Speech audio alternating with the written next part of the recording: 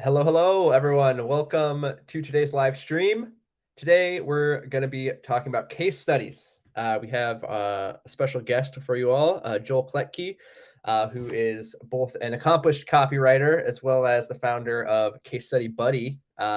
Works with all kinds of big and small named companies to develop case studies. He's going to be sharing with us some of his tips and tricks and processes for creating great case studies that also convert. So driving actual sales revenue, etc. I know for me personally, as a founder, as somebody who started a company, case studies have been our sort of our currency as we talk to clients and prospects, right? We sort of trade on the value of our past work, and it really sort of speaks to our abilities and really instills confidence in potential clients. So I'm excited to dig into this, and I know I'm going to certainly learn a lot from Joel and his process, and I think you will as well. Before we bring Joel on, I just want to ask my normal calls to action here. First and foremost, please like and subscribe on our video here to help other folks find the channel. If you're not already subscribed to our YouTube channel, we host regular workshops. We also post clips and videos from past sessions that we've had with super smart people on all kinds of topics related to content marketing, SEO, copywriting, CRO, a pretty broad range of things. So definitely hit the subscribe button. Stay up to date on our upcoming sessions, etc. Would love to have you as part of our channel here. Secondly, if you are not already a member of Top of the Funnel, Top of the Funnel is our free Slack community. It's built for all things marketing, content, SEO, etc. There's a great mix of folks in there, from freelancers and agency owners to in-house marketers, and everything in between. People are sharing thoughts, ideas, asking questions, looking for recommendations, sharing work opportunities. There's a whole lot of stuff going on there. We're almost at 2,000 members at this point. So again, if you're not already a member of Top of the Funnel, please join us there, and you'll be the first to know about other upcoming sessions and exclusive content available only inside the community. So yeah, would love to have you join us there. Great. Well, with all that out of the way, again, I just want to introduce today's guest. Joel Klettke is going to be talking with us today about creating case studies that convert and his process. Right. Joel, hey, how's it going? Good. How are you doing? Doing pretty well, man. We just got a bunch of snow here, so we are preparing for real winter, I suppose. Nice. That is not my presentation, but that is my family. Bear with me for just 1 second here. I nudged my desk and my screens went bonkers. So give me 1 moment. I thought you were showing us the snow. Yes, no, it is snowy here. That was Heritage Park. Beautiful place to take your family. Let's try that again. And I will not move or bump my screen. Here we go. We should be. That's what we want you to see. All right. Well, now that you've met my wife and daughter, I'm Joel. And yeah, so I run a company called Case Study Buddy, and today we're going to dive just straight into the idea of case studies that convert. I think there's tons we could unpack here. We could spend all day doing it, but I'm going to try to leave you with some tangible things that you can go away, think about, implement, and do, whether it's within your own company, whether it's with your clients, whether it's with your customers, just different ways of attacking the challenges of making the case for case studies, picking a candidate, creating the content, and putting it all to work. Rather than spend a whole bunch of time talking about why case studies are a good thing to have, because I think, honestly, if you don't know that at this point, you are behind the curve. There's all kinds of data that shows that these are critical to the sales enablement side of things, that they are referenced often, that content marketers see ROI from them. So rather than focus on should you have case studies in the first place, which can only really be a resounding yes, I want to start by kind of presenting some thoughts around how we need to start shifting our thinking. For most companies, case studies are seen as incidental. Oh, we've got a happy customer, so quickly, everyone, 5-alarm fire, let's go and get it. They're seen as marketing-led assets, so the marketing team gets tasked with creating these things. They're seen as sporadic or convenience-based. you might do a push and do 5 of them all at once, and then you might not touch them at all for months because there's other priorities on your plate. For a lot of companies, they're published in just one format. So you go to all the trouble to get a customer involved, and you publish it one way, one time, one place, and hope it does something for you. And then again, for most companies, they're primarily used near the end of the buyer's journey. They're seen as these, again, sales enablement or things used to close the deal. But I'd love to encourage us to think of these differently. Instead of being incidental assets, they can be strategically curated. I strongly believe you can make case studies an inevitable output of a system, of a process. Instead of thinking of them as marketing-led assets, I want to encourage us to think of them as organization-wide assets. Case studies are by necessity a team sport, and we'll see why in a little bit. Rather than being sporadic and convenience-based, again, I think you can make them possible by implementing systems, having certain things in place so that you're not waiting and relying on the customer to come to you and go, oh, I'm super happy. Would you please share my experience? I think they can be published ongoing. And then instead of sharing them in one way, in one place, one time, oh, we got a video testimonial, hooray, or, oh, we did this long form write-up. I think they can be repurposed heavily across the entire buyer's journey. I think we can be proactive about how we leverage the moment with a customer to see the ROI come out the other side. A big part of creating case studies that convert is just having a plan for them in the first place, which we'll dive into a little bit. I think success stories can be not just, oh, here's some metrics and a win. They can be all kinds of different types of stories. And so shifting our thinking there too, they can be prescriptive about how you can tangibly go and solve a similar problem based on what someone else did. They can be demonstrative or demonstrative. They can show how you solved a particular problem for the client. So whether that's the implementation or experimentation you went through or the process that you deployed, they don't have to be without rough edges. They can show the process, and especially in the services space, the ability to demonstrate how you pivoted or thought through a situation, or both what worked and what didn't work, can be extremely powerful. They can be metrics-based and have hard numeric outcomes, which is what most people think about.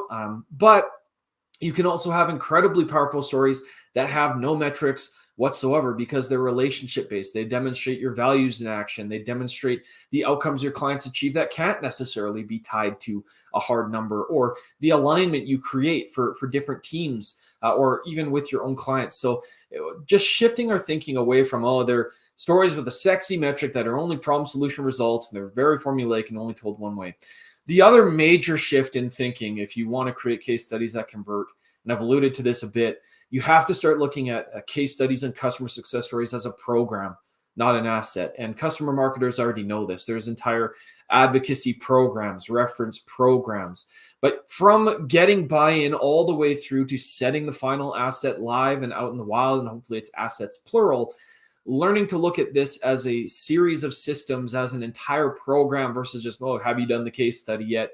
Tasking marketing with go writing the thing or filming the thing will be critical. So what do we mean by a program? Well, we're going to kind of unpack sort of 4 different areas: strategizing for these, systematizing for these, the actual capture process of getting the story and then communicating that story, and then sharing that story and how you ultimately deploy that. So let's dive right in.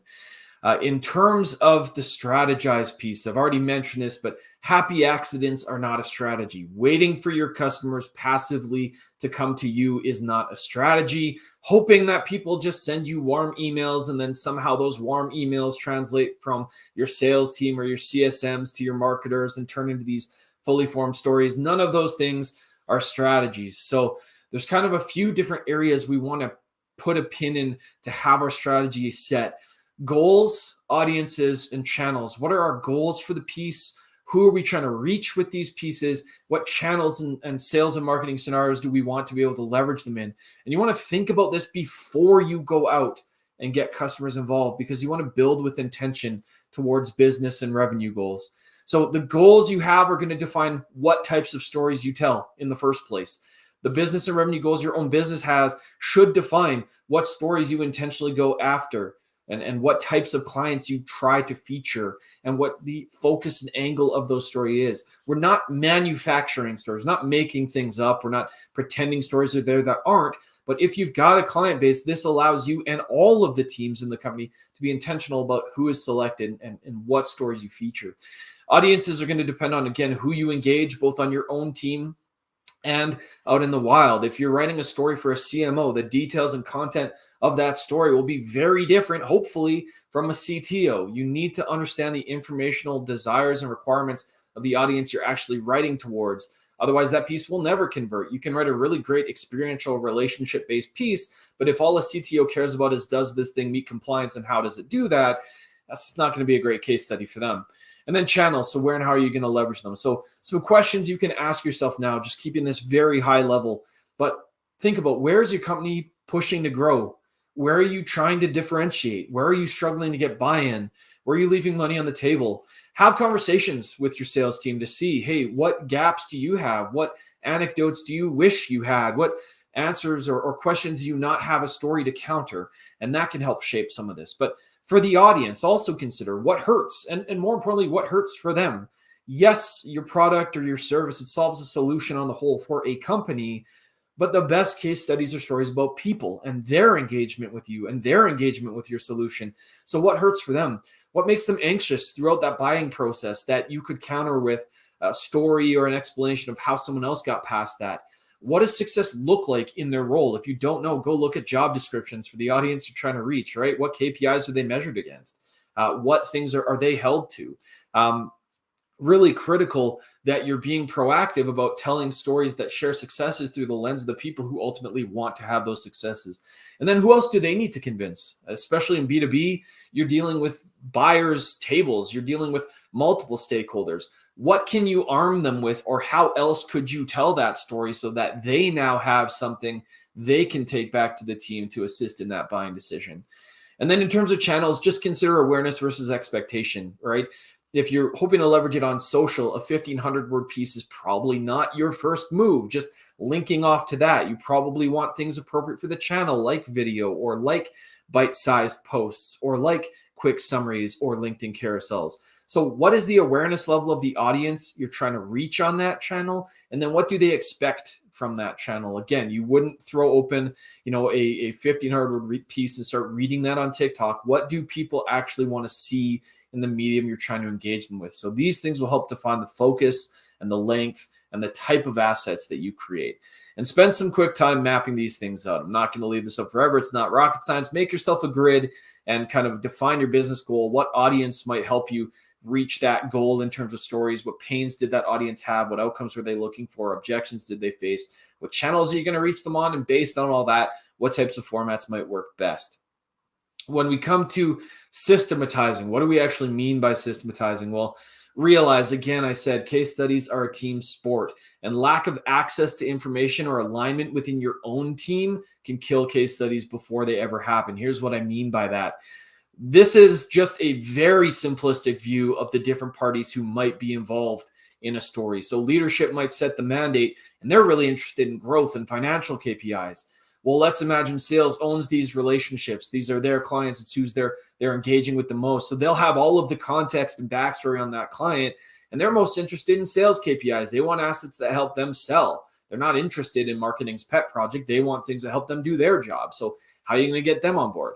And marketing owns the creative. So they might produce stuff that's great for marketing, but miserable for everybody else. They'll define the ROI if they're the ones telling the story, and they're probably going to do it through the lens of marketing KPIs. So they'll produce pieces they think can get a lot of traffic or eyeballs, not necessarily the ones that will help sales or help retention or those other areas if they're not cognizant of their own biases there. And then customer success might be the people making the ask. They might be the ones closest to the customer who are actually asking them to take part. But if they don't have any of the context from sales onto how that customer came in the first place, they won't have any of the backstory to arm the rest of the team with when they want to do things. And again, they'll look at satisfaction KPIs. So lack of alignment internally can kill the entire deal. And it's really important you come to a shared place, a central source of truth on a few key items. It might be an SOP, it might be meetings, it might be both. What's going to work for your company and culture will depend. But you want to define and have readily accessible things like your coverage gaps and goals. What stories are you trying to tell? And what are your goals for those stories so that people can be on the same page? You want to have a place that assigns ownership and accountability. People need to know, what part of this process do I own? What is my job? If I'm nominating candidates, who does that go to? How do I route it there? You need to have a place someone can see that. You want to have ideal candidate criteria. Seems obvious, but what does a great candidate for a story look like? And that should be informed by your coverage gaps. How do we recognize a win when it's there? How do we recognize the ideal stakeholder when they're there? And then having some asking protocol. How do we make the ask? And why do we need protocol for making the ask? Because whatever customer success or sales does sets the expectation for the entire arrangement. If they make a promise that everybody else can't keep, or if they set the wrong expectation and say the entire process will take 15 minutes and it's a one-time interview, or if they don't manage expectations for the client surrounding what will be disclosed or those types of things, again, the whole deal can die before it ever has a chance to get through to marketing. So you want to work with them to set up things like templates for making the ask, having a go-to sort of script they can iterate on. That not only makes it more convenient for them, it makes sure that the right expectation is set for the entire process and that customer isn't blindsided by something later on and decides they want to pull out. You want to take some time internally with these different teams to map out your touch points with the customer and decide who owns this interaction. When does it happen? Where does it happen? What information is exchanged? So what is your cadence of communication with the customer? And this includes things like surveys, monthly check-ins, year-end wrap-ups, renewal dates, all of that. You want to have a sense of when are we already talking to the customer? Who is talking to the customer? How can we assess if they're a fit at that point and plant the seed? And then how can we centralize the information that gets discussed so that it doesn't live in one team's silo? So how do we keep track of what's learned throughout the life cycle of this client? And then in terms of identifying candidates, some tips for this.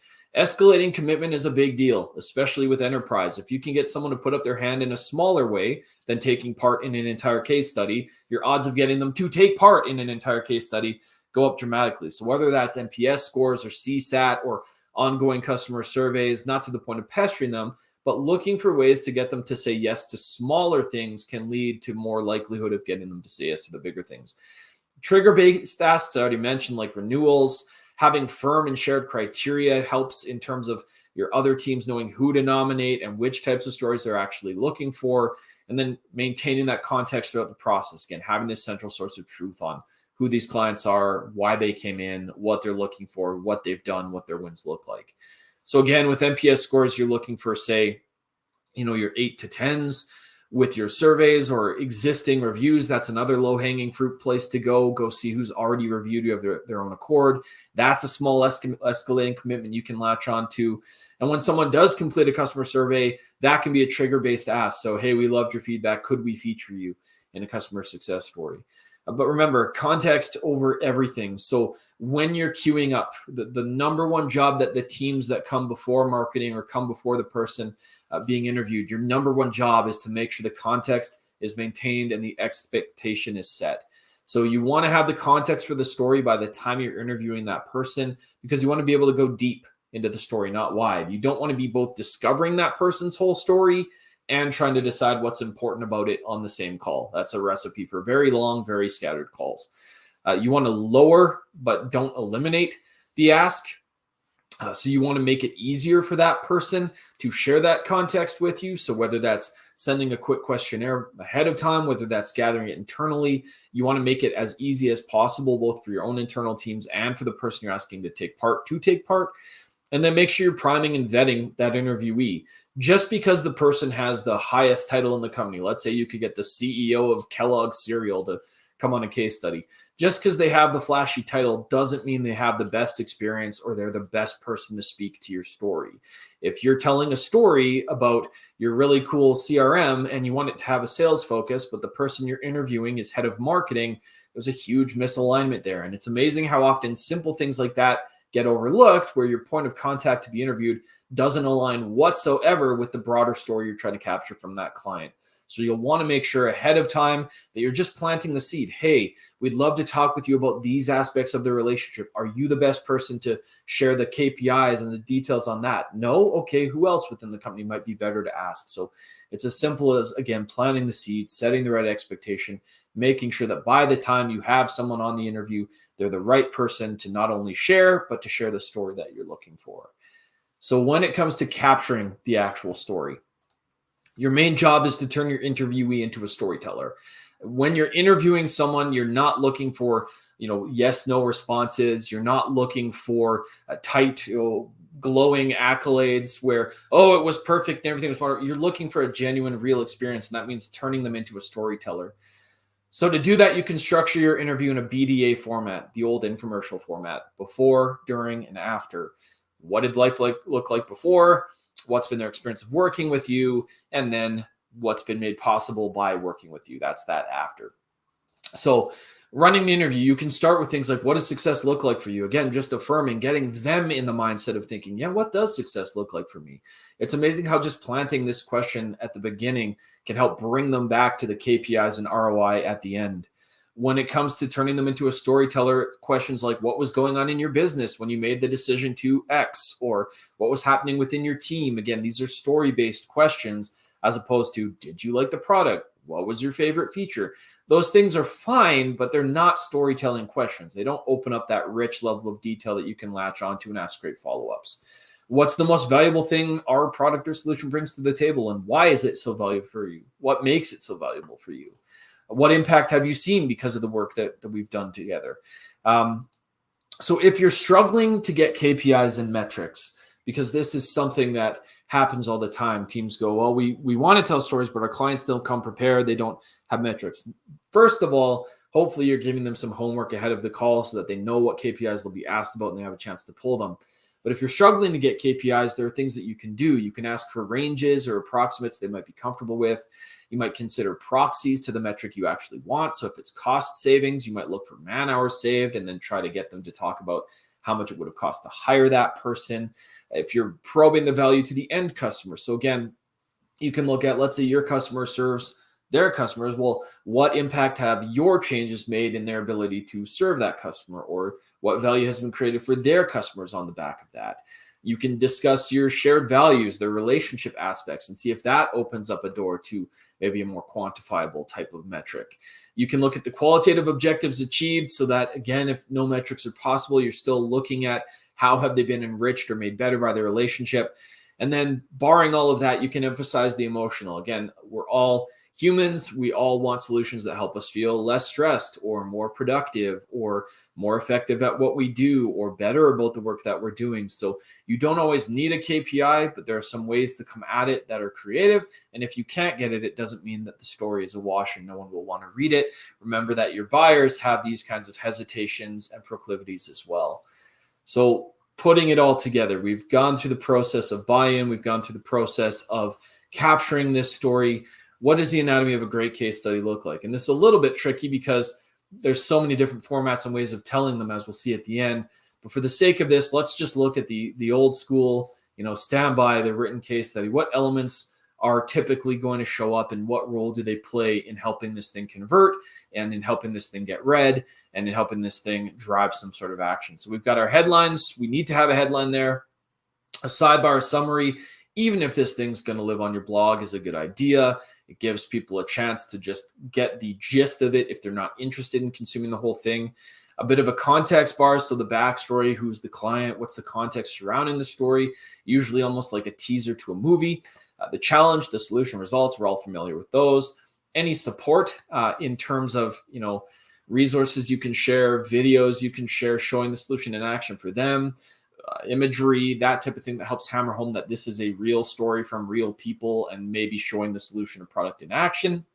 And then a call to action. So let's kind of pull these apart a little bit and see if there's any specific things you can start doing in your stories now. I think first and foremost, your hero sections, whether it's on your site or whether it's in a PDF, you need to spoil the ending. There should be no grand reveal. Don't wait till the end of the story to go, and this is the great result they got.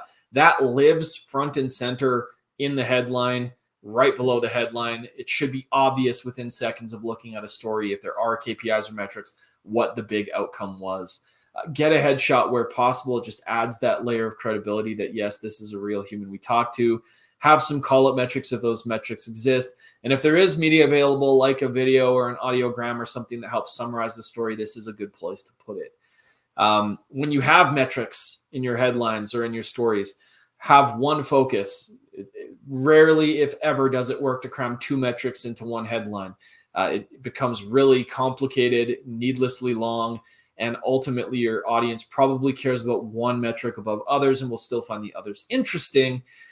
but where you can focus and have one relevant KPI, and then support with proof. So again, if you're making a claim in your headline, a testimonial or a quick soundbite that supports that from the person themselves is a great thing to have. And now you've got this concise, almost mini case study that you're leading in. That's just the headline, any metrics you've got, and a quick testimonial. If someone reads nothing else, that gives them more to chew on and believe that, hey, this thing's actually real. If you don't have metrics, focus on a common pain.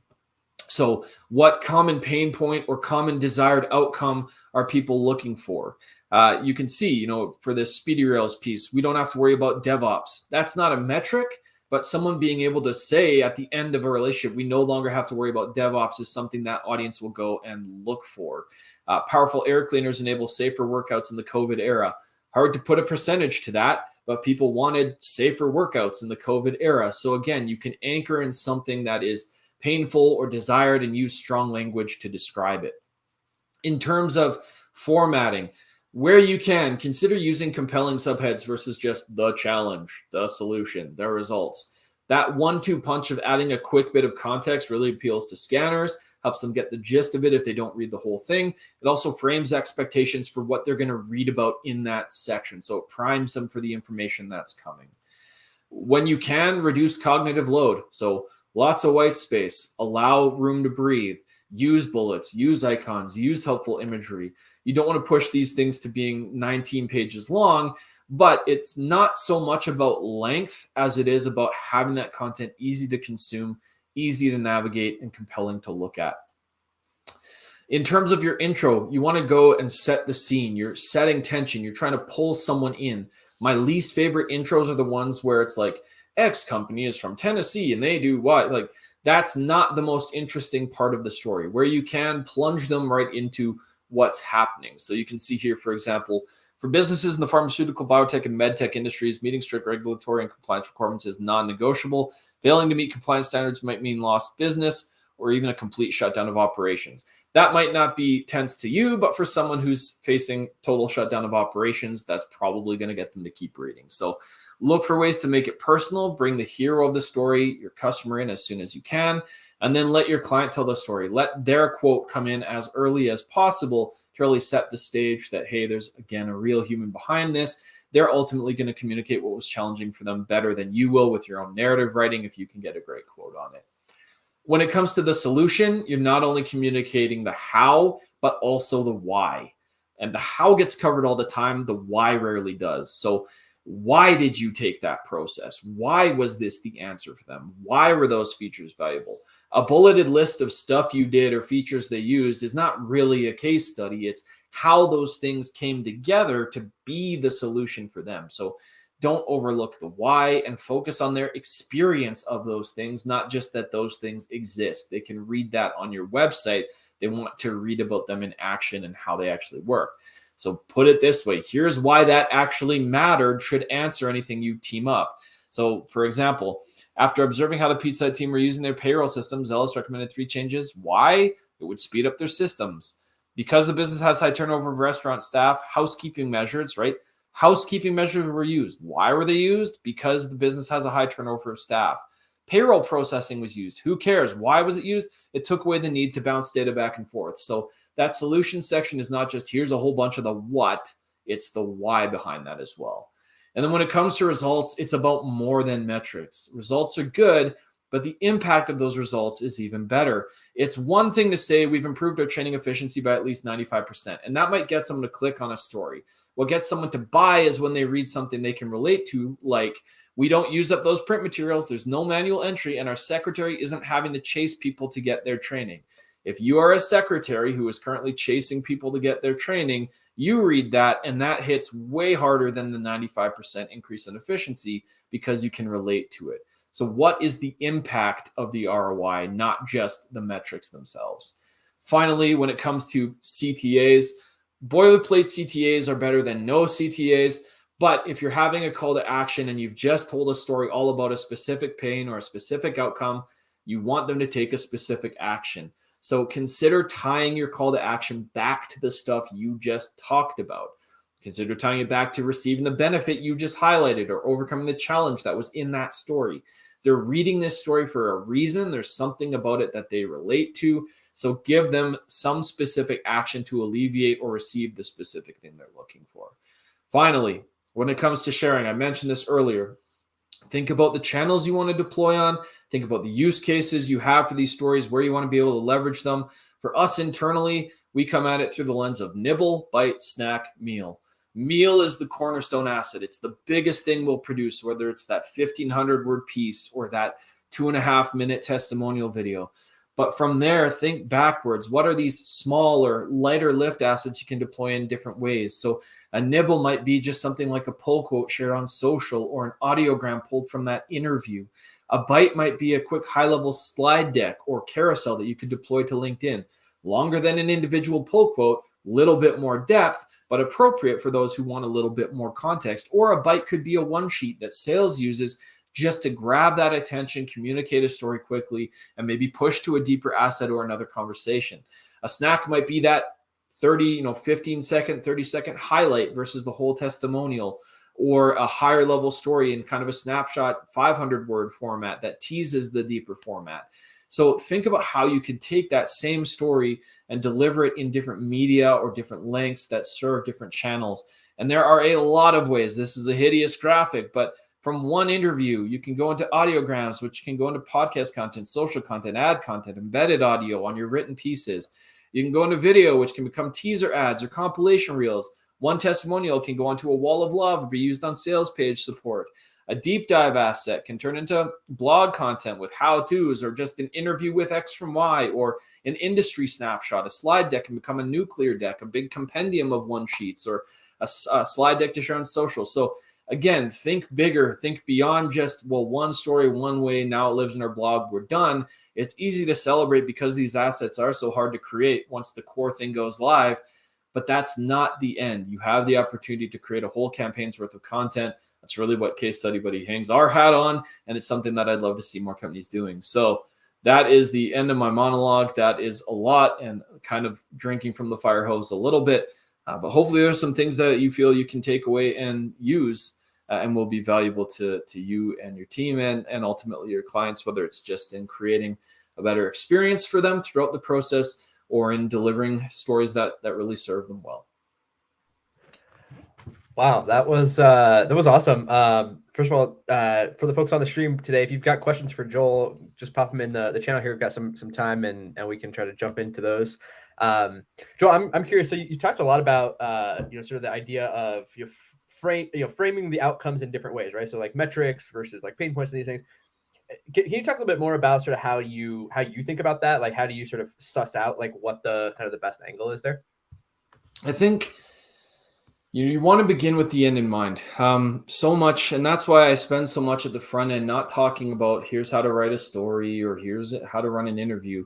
I think so much comes down to understanding what is going to be attractive to the audience that you're trying to reach. And there will be inevitably KPIs they look for, things that they personally are measured against, outcomes that they are responsible for or they need to create. And those should take priority when you can get them. But I think so much also comes down to, if you spend time going and reading the negative reviews of competitors, you'll see what it is about the experience or where other solutions are falling short, that you can do a really great job of countering or proactively kind of advocating for yourself when you mention and you bring those things in. So I think, there's a real temptation to take every KPI under the sun, every possible win and go, let's put them all in there. They're all impressive. And the fact is, to your client, that's just not true. You might be excited about all of the wins you've created. Your client probably has the mental bandwidth to care about a maximum of 3 things.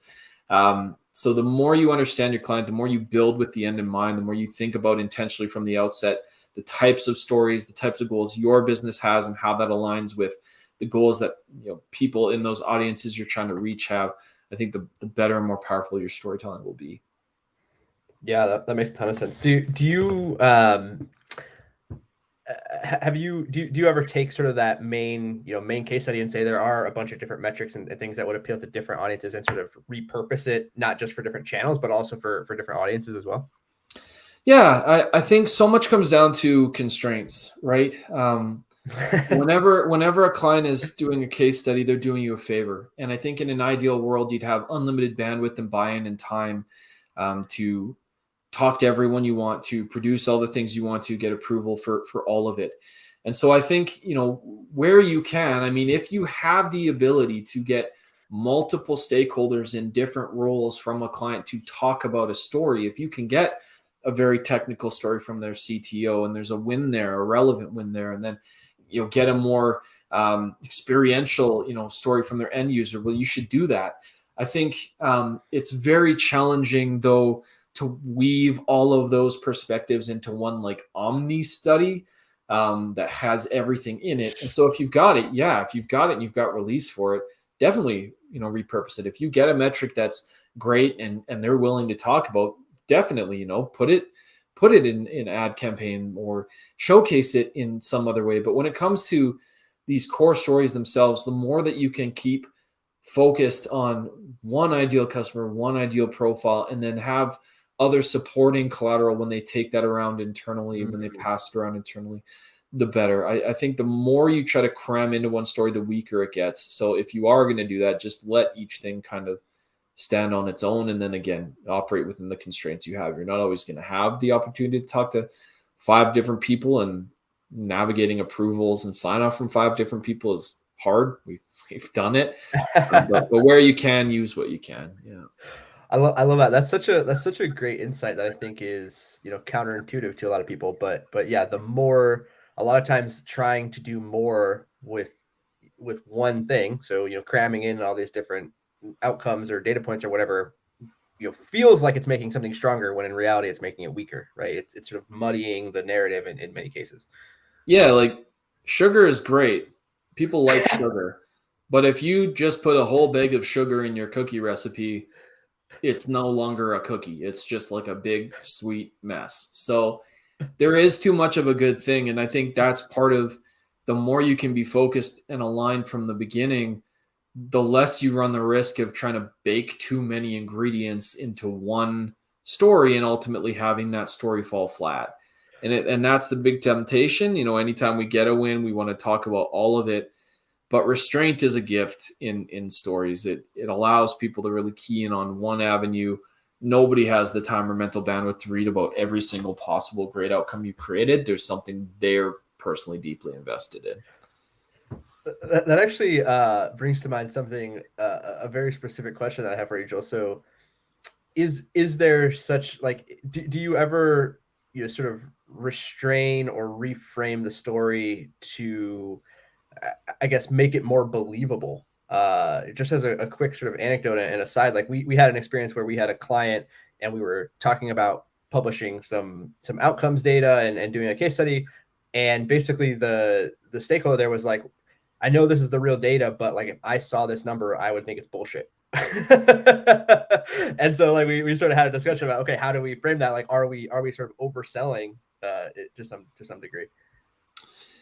I think it's about, if it's just you touting that number, yeah, not great, right? But I think if your client is willing to go on the record and say, this is this is what we saw, that's very different, right? In a story like that with a hero metric that powerful, it becomes all the more important to have that customer feature prominently and early in the story to set the scene. Like that, it's believable, and that's where other forms of media too, like written is great, but if you can combine written plus audio, take the audio of the interview of them saying that thing, or video, there you can see their body language, you can see their own shock and surprise at what was tenable. I think it's still possible to tell those incredible stories with those almost too good to be true metrics, but then layer in a level of humility too. If it's not typical for clients, it can still be a really great story, and you can call that out. You can say a typical client's results are still great. In this case, everything came together really well. And then all the moreover, right? Give the rationale and the work behind the number. When you get to that solution section, show your work, show what made it possible, right? Like if you're able to disclose kind of the thinking and the rationale and the way things came together to make that possible. Again, you're making a case for that number being more believable. So I wouldn't kill a story outright just because it's too good. Yeah, no, that's fair. I think that's and that's what I always think about with our case studies too, is like the story and really unpacking how you achieve those results is, in my opinion, a lot more valuable, at least to our clients, than just the number itself, just the outcome. Because people can, you get sort of, you become jaded, right? Great. We have a Miguel, our friend Miguel. Oh, I'm covering your face here, Joel. Sorry about that. Covering both our faces now. All right. So yeah, first of all, Joel just said that was great. He loved that the breakdown, I think, of the case study and sort of the different components. Do you have on your website? Are there any sort of any of these resources or graphics? Are they on there for folks to find? We have lots of different blog posts that cover different parts of this in different levels of detail. That repurposing picture, no, it's that is a hideous PowerPoint shape art that we will eventually turn into something more beautiful to look at. So it's coming. But that we talk a lot about repurposing and just the different things that you can leverage. Great. Cool. Well, then let's Miguel also had a question. So or a few questions, I suppose. So let's unpack these. So one is, do you have any tips for creating case studies without any post involvement from the client? Yeah, don't. That's my tip. There's way too much at stake. It's a customer success, and I don't say this, in a rude way, but like, it's a customer success story. So their role and voice and experience is vital. Otherwise, it's just a you story, and the credibility of it is going to be that much less. I think, in a situation like that, a lot of companies have these big wins, but they're a few years old, or they've had this great win, but they're not sure it'll clear legal from the client. So can we do it independently? It's like, well, you kind of answered your own question. You don't think it would clear legal from your client. So putting yourself at risk of damaging the relationship, I think it's really critical that customers be given an opportunity to have a voice, review, make sure they're confident in how they're presented. So I don't say that sarcastically. We come against this all the time. And as much as I'd love to say, oh yeah, I've got a really great process for it, I think the deliverables will always be worse. The risk will always be higher. Yes, you'll have something to show or something to publish, but I would sooner devote the time and energy to trying to secure a new story than trying to sort of resurrect the past. So I think, from my perspective, it's not necessarily a popular one, but I think the customer always has to be involved, even though it would be more convenient and cheaper if they weren't. To me, they're a really critical part of the process. Yeah, well, I think that speaks to kind of your initial slides too, which is right, like sort of shifting the thinking on case studies and turning it into a system, rather than sort of an opportunistic thing where you may run into these challenges where, hey, we can't capture this one because whatever, we didn't have it in place as a system going into it. Yeah, I know it's rough. It's difficult to let those things sit when you feel like, but we could do this or we could do that. And I think if you're going to do that, I would, even if you don't interview the customer, I think you still owe it to them and to yourself to navigate release and proper approval and give them an opportunity to weigh in. I think the risks are just far too great. And again, sometimes say, well, we anonymize it. And again, yes, you can. And I didn't talk about today, anonymous stories can be incredibly powerful, but even when we do an anonymous story for ourselves, it's still very much driven by customer involvement. Your customers will always be better advocates for your value than you will be. Oh, that's actually a so I suppose for the most part, when you are capturing, like, say, like a soundbite or like a specific pull quote or something, is that just coming out of sort of like an organic like call or conversation? Because that's something that I always sort of go back and forth on. Like, should I, sort of prime them, with to provide a quote, or like, do I let them sort of speak authentically or organically about, in their own words, or how to sort of do that? Yeah, the art of the interviewer is pulling that out of people. People will say incredible things if you create the environment for them to do so. And I think that's why, again, our philosophy is around making them a storyteller. Now in post, right, when we're writing or whatever. We may make adjustments, but our rule for ourselves will never change the spirit of the quote. We'll never make it more glowing just because they didn't use the right words. We'll never weave something in that they didn't actually say. And there's lots of schools of thought on that. Some people, they'll send their customers just a questionnaire and then they'll stitch a quote together from that. And it's not that that's wrong. I think that's a viable way of coming at it. But I think we have always found that your customer is immersed in their own world, in their own language, in their own experience, in the way that they would describe that experience. And if you can seed them with the right question and the right context, and if you can help them feel like they're succeeding during that call, you'll see them open up too. I think we have to remember, for as nervous as you might be conducting that interview, often the customer's nervous too. They're trying to give you this perfect thing, which is why it can come out stilted and weird. So, that's why I honestly believe, that there's enormous value to having someone else run your customer interviews than you. It's not that you want to create this gap or not be privy to the things that are being said. None of that has to be true. But there's just this level of objectivity that allows both parties to kind of put the guard down and talk plainly about the value. And I think a lot of gold can come out that way. Oh man, that's I had not really thought about that, but yeah, I guess like engaging a service like yours does sort of create, a little bit of a firewall. It feels like people can be a little bit more authentic because it's not, it's not so it doesn't feel as entirely self-serving, I think, as it would if you were having that conversation. Because that's one thing I struggle with is like, of course I want to get the most glowing review as possible, but I don't want to be like, don't you think our service was awesome? Like, I don't want to sort of solicit that language, even though I want them to use that language. Yeah. And I think, it's not that we're the only option. We're clearly not. If you're not gonna, if you are gonna have someone from your own company conduct it, my advice there would just be make sure that person thinks and acts like a journalist. There's I don't think it's the end of the world to have the person who runs the account be there or contribute to the interview. It's not going to kill the whole deal, but there's something to be said just for the art of a really well-structured, well-run interview and someone who knows how to ask a great follow-up question and do things like let silence breathe and pull the best out of a person. Because your goal on an interview, you're not there to ask questions like a robot. You're there to help them tell a story. And that is a skill that not everyone has. And that's why it drives me bonkers when, yes, everyone wants, what's the magical question? Say, give me examples of questions I could ask.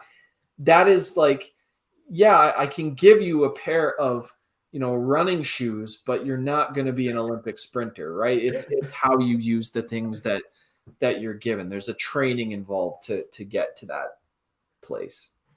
Yeah, that's a really, really good takeaway. And I think, that is sort of a relic of how a lot of people do case studies, right? Is that the people tasked with doing case studies inside your company are probably not skilled at that. That's not their background. Maybe they don't have a journalism background or they're not skilled at interviewing customers in that way. So that's really, really good call out. So Miguel had another question here, which was about, screenshotting. So this is a sort of interesting thing. It's like, and I think this kind of speaks to your thinking of like sort of systematizing case studies. But is there sort of a process or any specific tips for how to sort of document the work as it's being done with the intention of, eventually that potentially becomes a case study later on?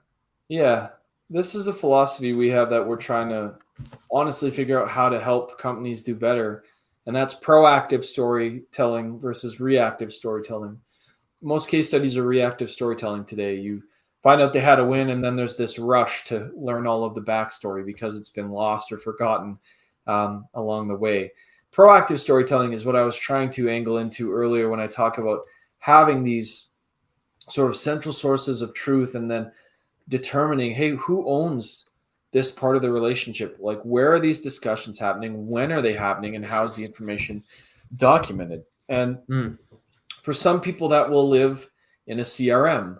For others, there might be a client wiki where, they might have an internal wiki on each customer they serve and just what that backstory is and all of that. I think different teams will handle it different ways, but all of them will fail if it's nobody's job to document that. And so that it has to be explicit. Where does this live? Whose job is it to record? And how does it get compiled, right? And I think there's still a lot of room for improvement, even with things like survey tools, to be able to assign that specific feedback to a client in a CRM or centralize it. So if you need a place to start, just start by defining accountability, the who, and the what can come, but who's assign the accountability for, hey, sales folks, post sales call, these are the things to just make sure you jot down. And then the what will depend, based on what your company uses in your tech stack. But, I think solving the problem of who's accountable first is a good first step. Yeah. Yeah, that is so just getting people to start documenting things, and then you have sort of, things to work with, and then you can circle back and say, okay, hey, next time when we do this, adjust your process this way, or, try to capture these bits or this part of it rather than what we did last time, etc. Yeah. I think that's such a, I think that's such a big part of it, right? Is like you said, really just making those initial steps to shift that mindset and make it part of a system or a process rather than something that you do retroactively to go back and try to find these stories.